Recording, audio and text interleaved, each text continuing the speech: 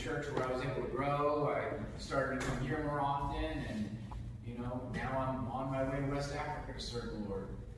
But that's a little bit of my story. But it took a lot of tragedy, and if I had more time and maybe a little bit more courage, I would tell you about the tragic things that I had to go through. That my stubborn, selfish self had to experience for God to get my attention.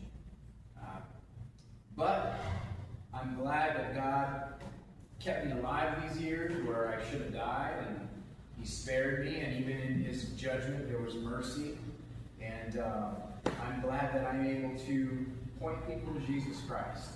I don't know how good of a job I'm doing, but I'm doing what I can to just point people to Jesus Christ. And by the way, I know we skipped the verses on John, but we're going to actually go over those because that kind of fits right in with the message here. Verse 6, there was a man sent from God whose name was John. The same came for a witness, to bear witness of the light, that all men through him might believe. He was not the light, but he was sent to bear witness of the light.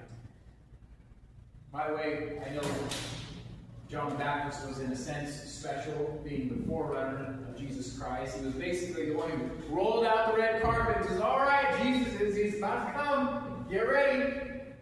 But it's our job as well to prepare a lost and dying world that is in darkness for the true light.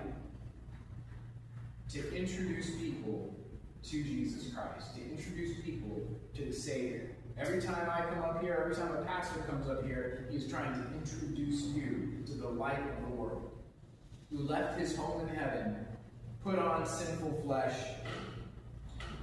to die a death that he didn't deserve, that we deserve. Oh, he said before how true light shines in the darkness. So look at verse 5. And the light shineth in the darkness, and the darkness comprehended it not.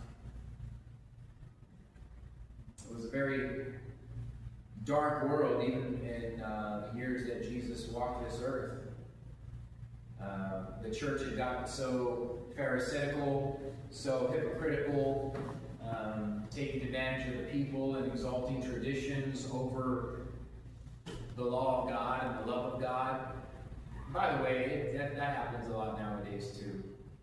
I tell people, Beethoven was great, but if somebody plays Beethoven horribly on the piano, that doesn't mean Beethoven's horrible. That just means that person stinks at playing Beethoven.